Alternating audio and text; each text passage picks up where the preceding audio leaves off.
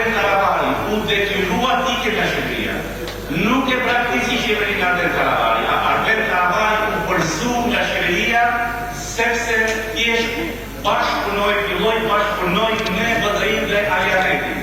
Arben Karavari pati takimet sheta për bashkëpunim me BDI-n edhe për të u detyrua nga Bleni, pra u sot para një akti krymë të iken nga Bleni dhe të iken nga qeveria, sepse nuk e kishte vendi në ato qeveri.